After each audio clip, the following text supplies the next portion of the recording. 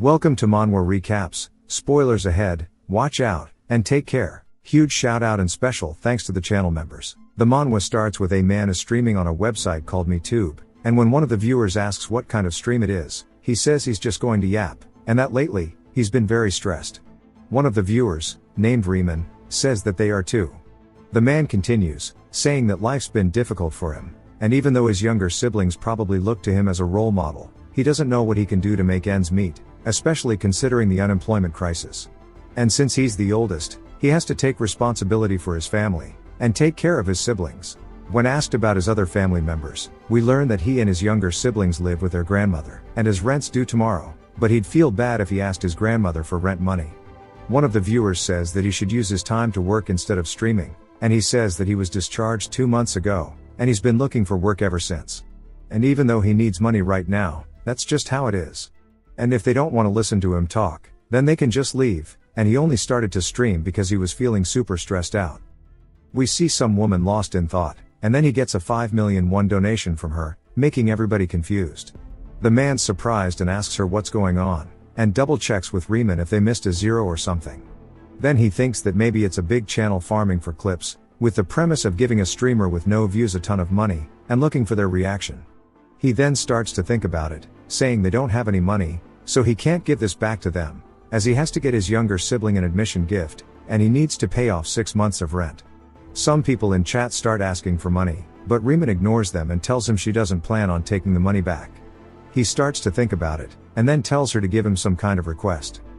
As long as it does not pertain to his family, he'll do anything that she wants. Riemann then asks him if he will save Eden for her, and he wonders if maybe it's a game or something, and says sure, it's not a problem and he'll do it. Then he hears a voice in his head. Riemann says that they've now made a contract, and we learn that his name is Kim Si-woo. And we see a bright light appearing on his head. And due to him agreeing to save Eden, he was then transported there. We see his hand plunging through somebody's chest as he immediately latches onto something, pulling it out. He lets out a sigh and says goodbye to Lucifer as we see what he has just defeated was Lucifer, and he pulled his heart out. Lucifer's body then vanishes, and Si-woo wipes some of the blood away, saying it's all because he took one wrong donation that his life was flipped upside down. The crazy one was him, and he says that Riemann scammed him with a donation, and then summoned him here, and he's had to fight for his life every single day. It started out with a mace in his hands. Riemann said that she would offer him her strength, and that all he had to do was defeat the enemies in front of him. It's a very cliché situation. He tries to tell her that she's picked the wrong guy, and she should have picked someone more fit. But she tells him that he's the only one that she can rely on to save Eden. If he does save it, she'll send him back to Earth. He wonders if that's really all he has to do. He tells her that she better make sure that his siblings and grandmother live good lives, and get him a job when he gets back to Earth. If she keeps that promise, he'll save Eden, no worries. Like that, he ended up making a contract with the goddess of another world by the name of Riemann. She said they're the enemy, so what could he do except fight? And he made sure to give it his best. And in the end, since he was summoned by a goddess, he ended up becoming a pope for her. But that wasn't all, as Eden was crawling with demons and enemies, so he eradicated each and every one of them along with the 7 demon kings, as that was the only way for him to save Eden.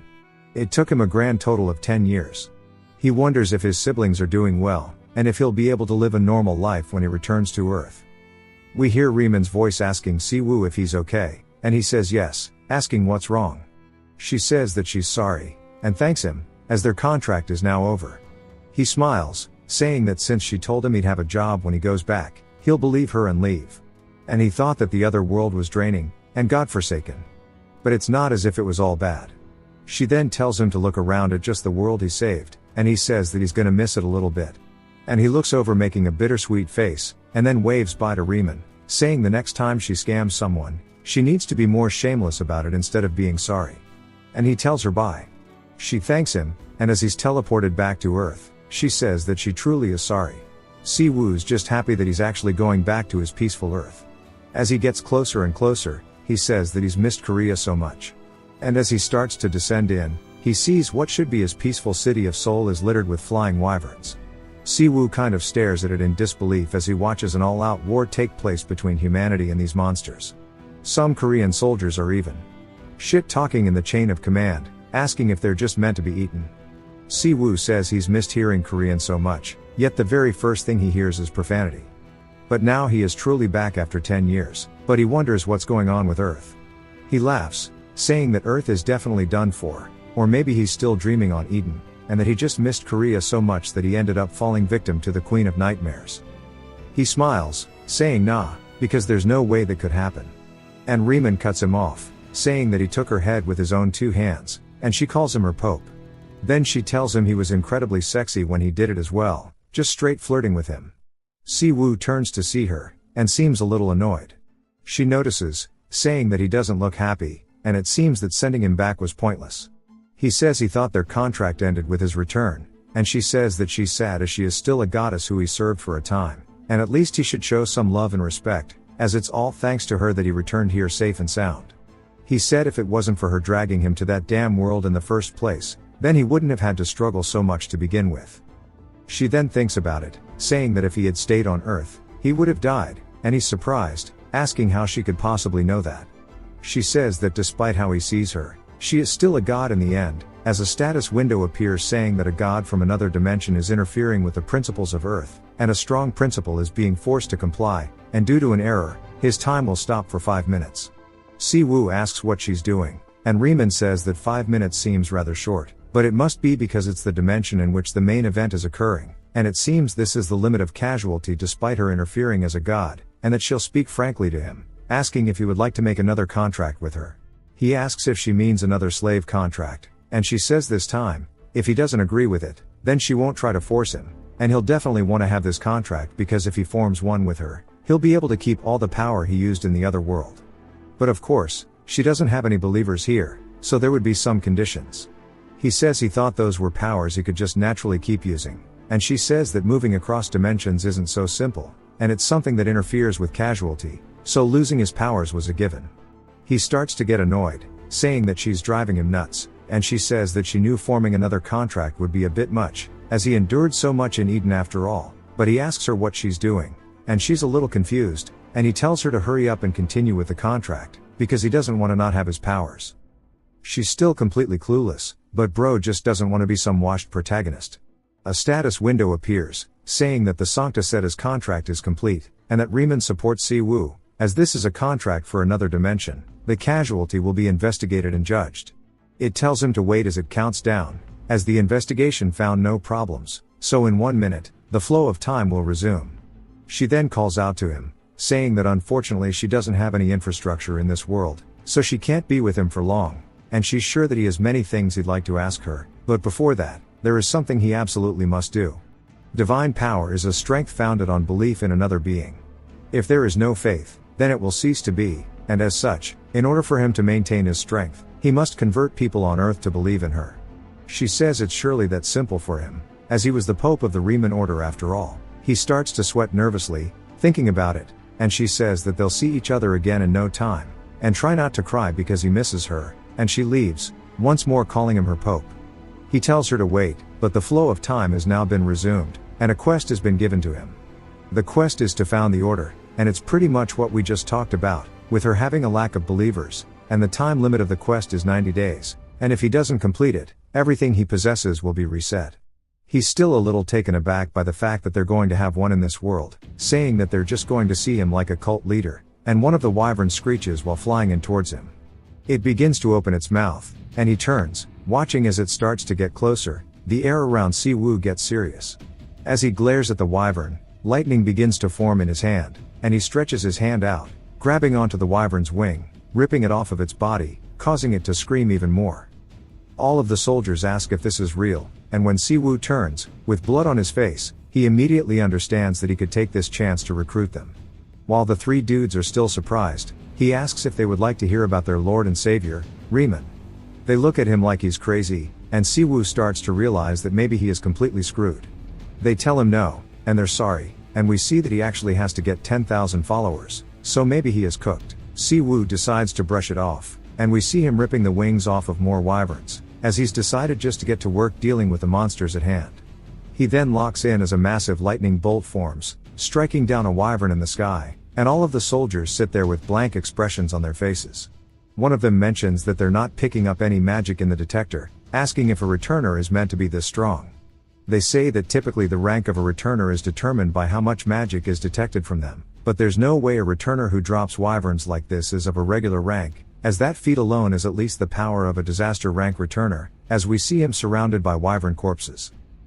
The man then says, in accordance with the emergency response manual at the Special Investigation Bureau, he requests the immediate summoning of the entire bureau.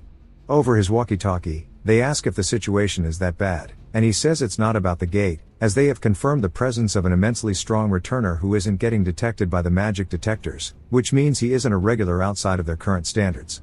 The man says he'll talk to them first, and they should just send in support, and just in case, he tells them it was nice working with them. We learn that his name is Dongshik, and Siwoo looks around, asking if that was really it, and he says he's pretty much just a human flyswatter at this point, but wonders where all the soldiers went. On cue, Dongshik runs over to him, and when Siwoo turns and starts looking at him, Siwoo wonders if this guy is the boss, and he looks like a pain in the ass, wondering if he was maybe not supposed to catch the wyverns. But immediately, Dongshik gets all happy, telling him it's nice to meet him, and says that he would love to help him get settled in, leaving Siwoo confused because he's not the only one who's confused.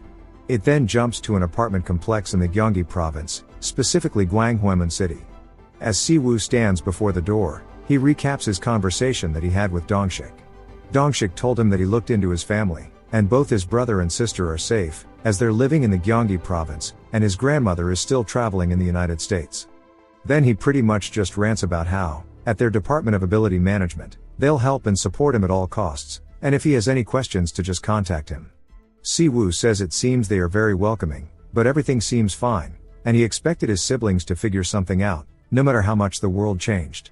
His grandmother has always been eccentric as well. And he says that since it's been 10 years, his younger brother In-wook should be around 27, but Dongshik says he might be surprised by this, but it's only been 5 years here on Earth, and that means if he spent 10 years in Eden, he isn't 32, but 27. He says he doesn't know how much the Earth has changed in the last 5 years, but the people here seem to treat its returners well, and it's great to hear that they're all doing well, wondering if Riemann had something to do with that. And he says that his family, who he missed even at Eden, is something that he's been longing for ever since, as he didn't even have a photo with him. But he wonders why he's so nervous, saying it's the most nervous he's ever been. And he rings on the doorbell, only for it to be silent. He rings it a couple more times, until we hear In-wook asking him who's there. Siwoo clears his throat anxiously and tells his brother it's been a while, asking him how he's been, as he's super excited. But In-wook just tells him that they aren't religious, and it completely blows him off, asking if he's really trying to go door to door to convert people in this day and age. Siwoo tries to tell him that's not what he's here for, and In-wook says he should change his clothes before he tries to deny it, and he'll call the police if he doesn't leave. And he clicks his tongue, saying he was having such a good nap, calling him crazy. Siwoo starts to get pissed and yells, telling him to open the damn door. In-wook comes out with a bat in his hand, calling him a crazy cultist, asking if wants to get his ass kicked, only to recognize him, and Siwoo asks if he's going to hit him with that thing. In-wook immediately freezes up, surprised to see his brother. Siwoo says it wasn't quite the emotional return reunion he expected.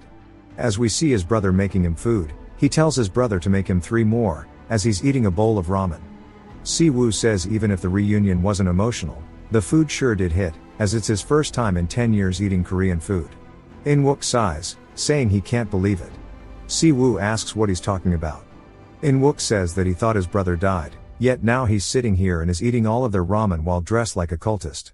Siwoo says he shouldn't use that word on his brother, asking if he's mad that he ate without him, saying he should eat too. And In-wook says that's not it. Turns out that Siwoo's told him everything. And In-wook starts to ask him about Eden in the last 10 years. Siwoo says that it surely doesn't really matter, since he's back safe and sound, asking what he's so curious about.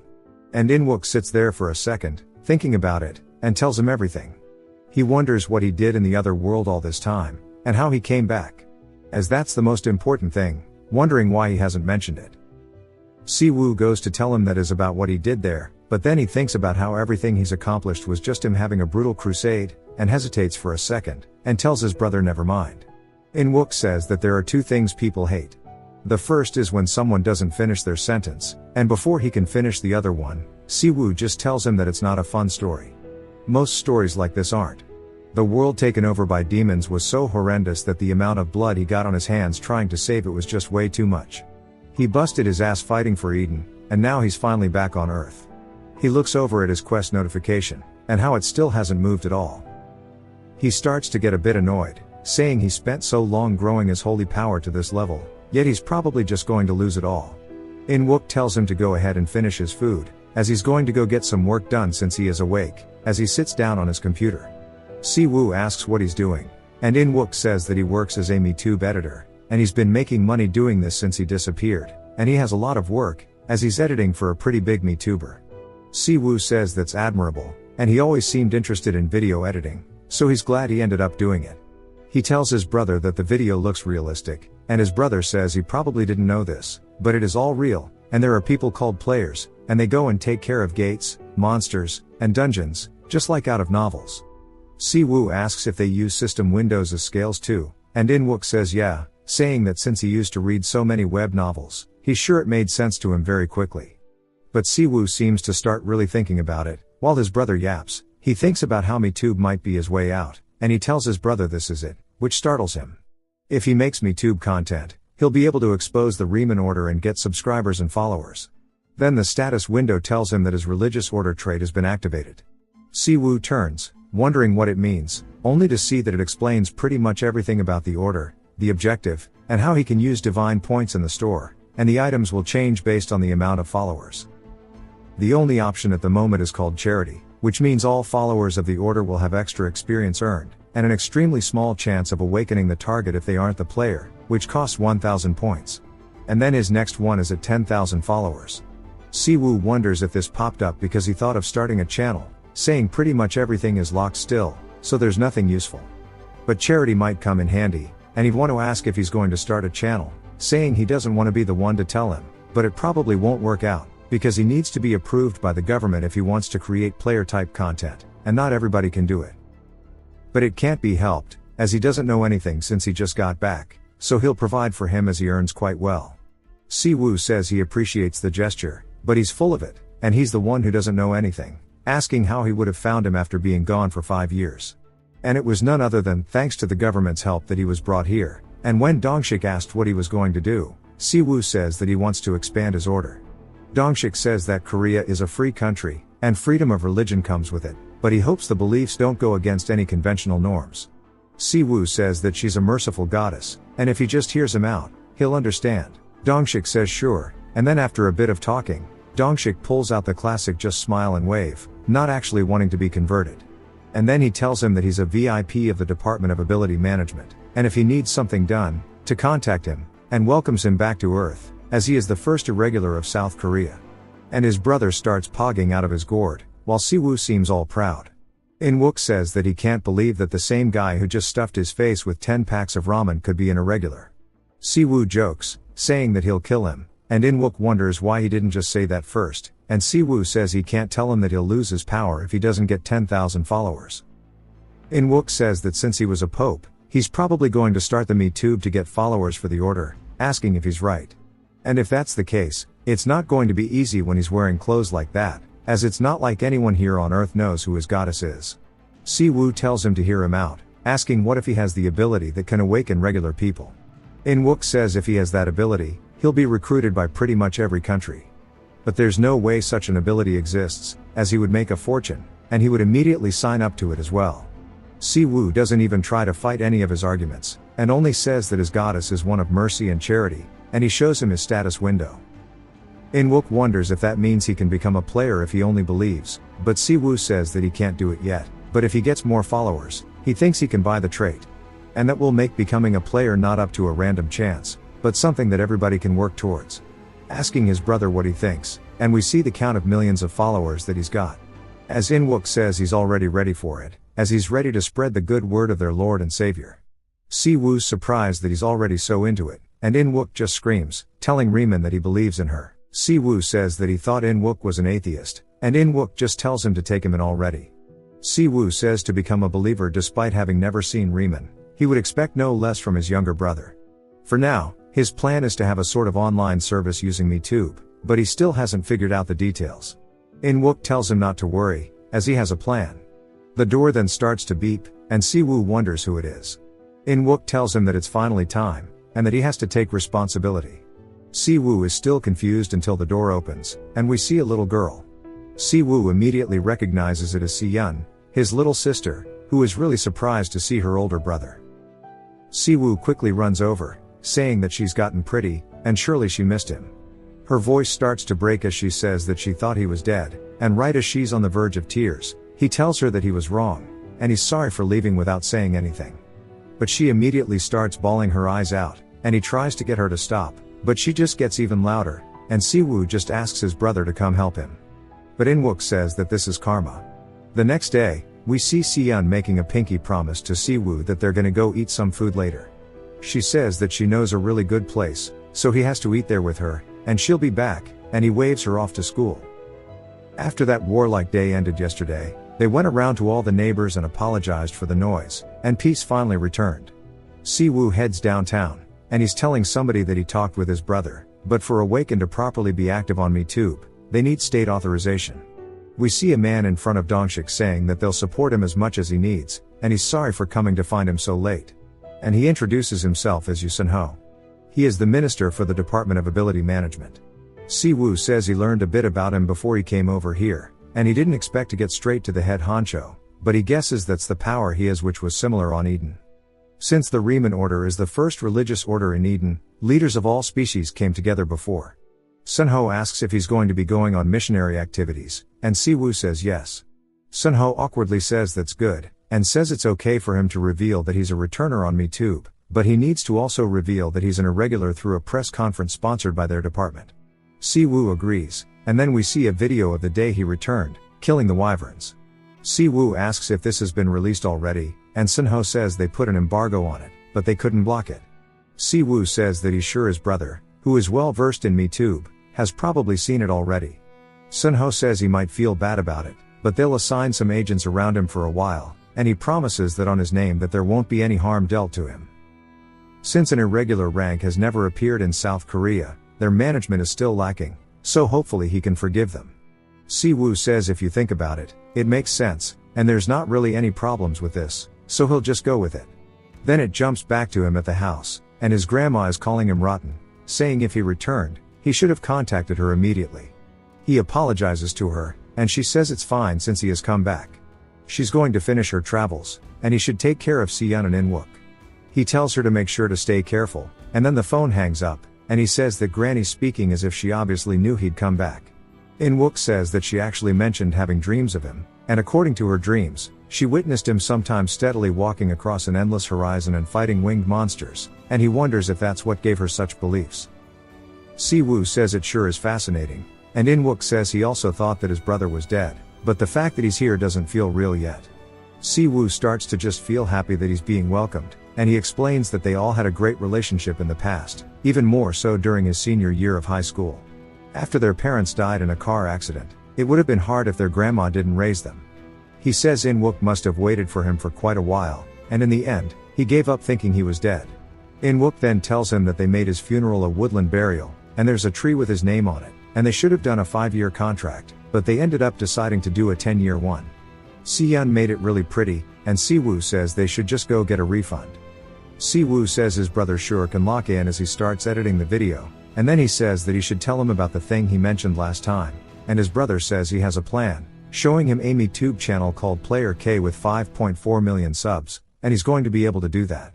Siwoo then starts looking at the video, analyzing it, saying that the reason he has so many subs is because he's handsome.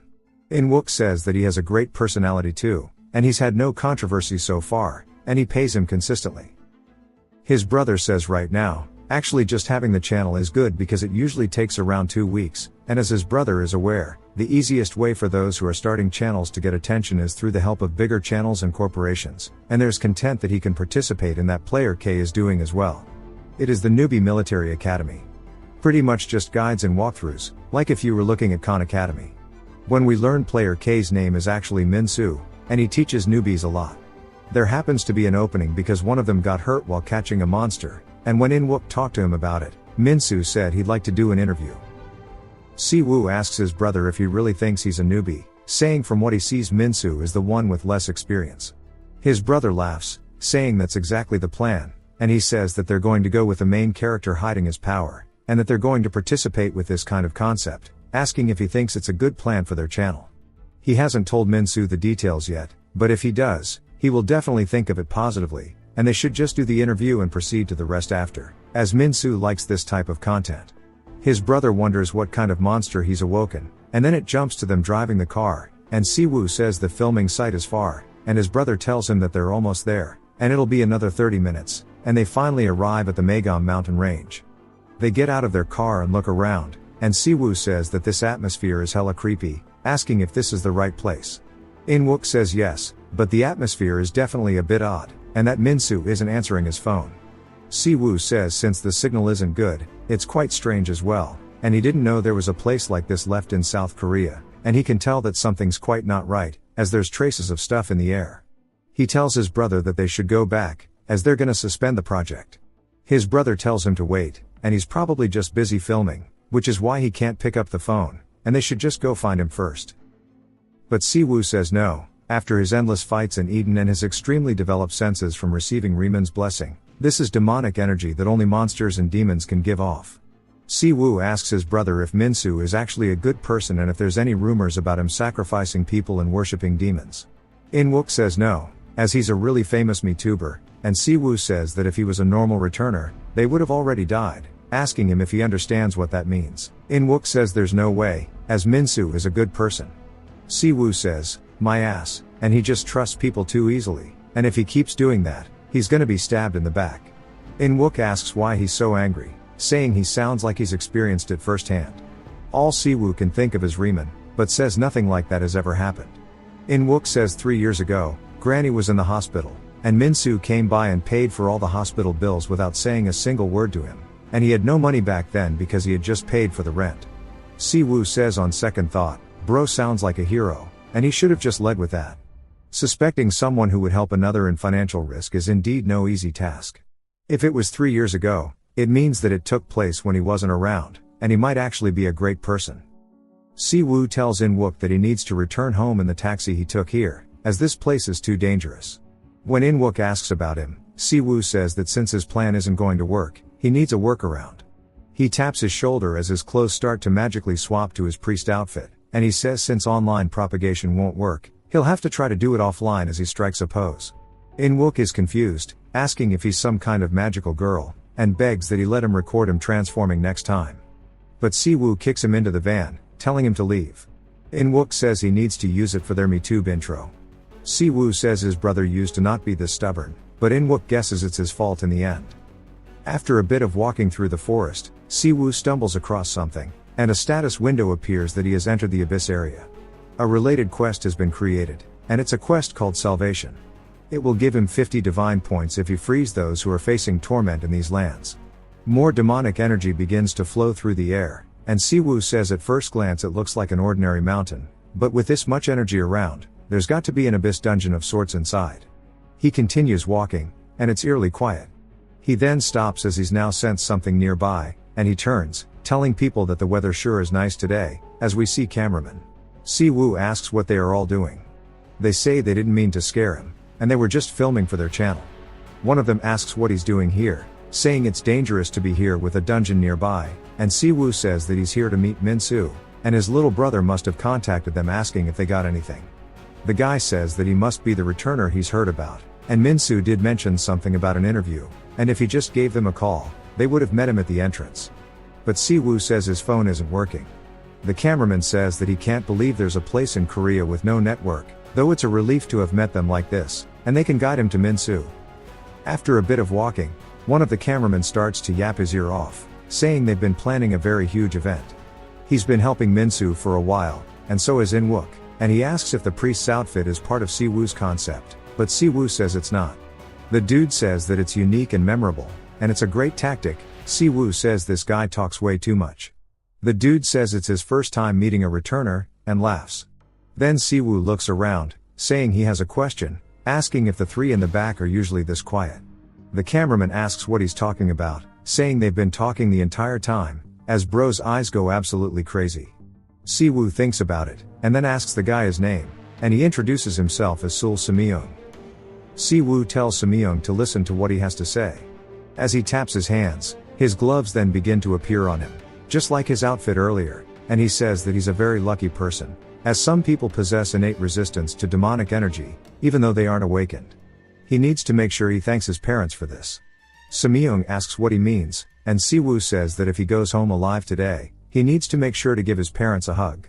Lightning then begins to appear at the tip of his finger, and it shoots out directly forward, blowing the heads off one of the cameramen behind Samyung. His face gets painted by some type of residue. Samyung starts to scream as we see the three dudes are actually just leaking demonic essence rather than blood and standing there without their heads. Samyung asks what the hell this is, and Siwoo says it seems like he's putting on quite a show from the start, and the rest must be deeper inside, but it should be safe here. He tells Samyung to wait for him to come back. Samyung asks who he is and what he's here for, saying he doesn't know what's going on anymore. Siwoo says there's only one way to explain it, and he's just here to spread the word of his goddess, as he starts to put on his typical priest smile. All Samyung can do is be blinded by the light. Siwoo then enters the dungeon, and it's one called the Necromancer's Laboratory, which is in the process of abyssification. The dungeon name then changes from the Necromancer's Laboratory to the Bridgehead of Pride, and if he does not defeat the boss of the dungeon, all land within a 5 kilometers radius will be corrupted by the abyss. Siwoo says he doesn't know much about the abyssification, but the demonic energy has become much more intense, and he can also sense the magic of other players, and there must be quite a few left trying to resist the demonic energy. As he walks forward, he says it should be around here, and he sees lots of men slumped up against a box. It seems there are 2 of them, and he says that they are still alive, but they are completely faceless. This clears up the identity of the creature he destroyed before entering the dungeon, and that they are actually mimics. They are monsters that knock out people and then transform into them and impersonate them. The reason they knock them out is because they can't transform into dead people, and since mimics are a low-level monster, they don't have vocal cords and are unable to speak, so they can't exist by themselves, which means the boss must be the doppelganger. Siwoo knows exactly what it is. The status window then says he has confirmed the keyword doppelganger, and it reveals that he is correct about it.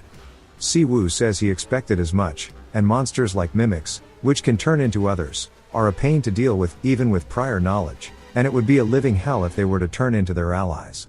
He then hears somebody screaming, and he immediately wonders if it is a survivor or a doppelganger, but runs in saying it doesn't matter right now anyway. Siwoo sees a light and wonders if there are monsters crowded around whoever's screaming. He dashes through the blinding lights, only to see that there are lights set up on a tripod, and someone yells cut, telling Siwoo he can't just pop out of nowhere, saying he was going so well a minute ago. Siwoo is surprised that there are survivors and that there are actually quite a few of them. The people say that now they have to shoot it all over again, asking if they just let him through, as they rented this dungeon out to shoot, so he can't just come in here like this. Siwoo says he heard screams and acted on instinct, and he's sorry for that. And the people outside let him in when he said he was here to meet Min-soo. The guy asks what he's here to see him for, and Siwoo says that he made plans to meet him for a face-to-face interview. The dude says that he must be the returner, and he's wondering why he was dressed so oddly. Siwoo holds back his anger and says yes, that's him, as he can't believe they're making fun of his drip. The guy then asks his coworkers if the walkie-talkies are still broken, and he tells one of the people nearby to guide him to Min-soo. The person asks if they're okay with being more casual to Siwoo, and he says sure as they guide him away. Siwoo looks around, saying fortunately a few people haven't been afflicted by the demonic energy yet. But there still are quite a few who are.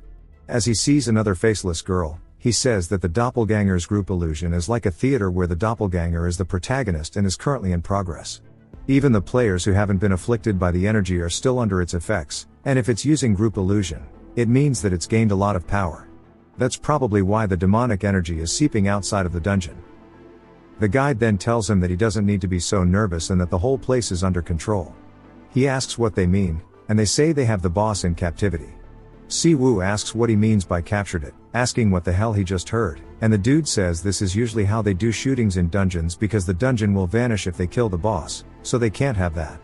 But they also can't have it roaming freely, so they weaken the boss and tie it down. Then the other monsters in the dungeon are weakened too, making it easy to film. He says that basically means they just push it to the brink of death and keep it alive. The dude says yes, saying it's efficient, and Siwoo says maybe Satan should have learned from humans. He says if they've been doing it all this time and it's been fine, they probably just got unlucky with the doppelganger, but it's probably just karma. In-wook seems to have faith in Min-soo, but it doesn't seem as if Min-soo knows what safety is, and this probably won't work out. They head to the boss room, and the dude tells him that Min-soo should be waiting for him inside and he'll come back to film together later. Si-woo thanks him and watches him leave. Then he opens the door as we see Min-soo talking to some people. One of the people Min-soo is talking to deadpan stares behind him, and Min-soo turns, wondering what he's looking at, only to see Si-woo asking what brings him here. Si-woo introduces himself as In-wook's brother, and Min-soo says he's heard a lot about him and was wondering when he'd get here. He's much more handsome than he described. Si-woo says that this dude is straight glowing and his voice is nice too. Min-soo says that it must have been hard for him coming all the way here to take a seat. Si-woo goes over on the side and sits down. Min-soo asks if they can edit the video like he'd asked, and he's going to go talk to Si-woo for a bit. Si-woo says that MeTubers sure are busy. Min-soo laughs, saying that he should have something better to offer since he came a long way, but all he has is instant coffee, but Si-woo says he likes it. Min-soo asks if the journey was okay, and Si-woo says that there was some staff that brought him here and there were actually a lot of people on the way. Min-soo says that realism is important for the project, so they bring in all the editors who can help. Si-woo asks if everybody here is a player. Min-soo says yes, but they're usually just a little too unskilled to work as hunters, as not all players are the same, but he does pay them very nicely. Si-woo wonders if maybe In-wook wants to be a player because of Min-soo. Min-soo says that he heard In-wook would be coming too, asking if he's waiting outside, but Si-woo says he's not feeling well, so he just came alone. Min-soo asks if he got sick again, saying that he got sick often in the past when editing his videos, and he'll send him some treats. Si-woo says that the most efficient way to strike up a conversation with someone you don't know is to talk about what you have in common, and he can tell that this guy is really sociable. He wonders if he was always like this or if he changed after becoming an influencer. Si-woo starts to laugh, calling him an interesting guy. Min-soo asks what he means, but Si-woo says he meant his brother, as he's always been very weak, and Min-soo laughs, saying he thought so. Min-soo says that Si-woo's pretty handsome and since he's a player, but Si-woo cuts him off, saying he has a question. He says that he's a bit of a worrywart, asking if it's safe to film here. Min-soo says he understands it's his first time in a dungeon, telling him to take a look at this as he moves a curtain over. Si-woo, surprised, sees that what he is staring at is none other than the boss monster all chained up. Min-soo says above all else is that he prioritizes safety, and there are quite a few dangerous scenes on MeTube, but they can ensure safety comes first before anything is filmed. Si-woo says he heard that one person had to drop out of the project, though, and Min-soo says they weren't hurt on the scene as they already had a disease, and it just got worse. If he's worried about safety, he can just watch for a bit and decide if he wants to join. Si-woo looks at him suspiciously and then chugs his instant coffee, saying okay, and Min-soo reassures him that he has no intention of pressuring him into this. But Si-woo says that they should just do it, and they should shake hands since they're colleagues. Min-soo then welcomes him to the team, only for Si-woo to start electrocuting him. Min-soo asks him what he thinks he is doing, only for him to start screaming as his entire form starts to shift. Si-woo is just smiling deviously, and a status window says the information of the passive skill Sacred Fire has been synchronized. Si-woo says it's not fun if they are the only ones deceiving them, and a play should have some plot twists. As Min-soo's hands start to get charred, Si-woo asks him if he agrees, but all Min-soo can do is scream and fall to his knees in complete pain. Si-woo then goes to his ear and whispers, asking him how his acting was, as he puts his hand on his shoulder, revealing that it was a doppelganger. If you've watched till the end, comment, "Winner," to let me know. Subscribe for more videos like this, leave a like or a comment to help the channel out. Thanks for watching.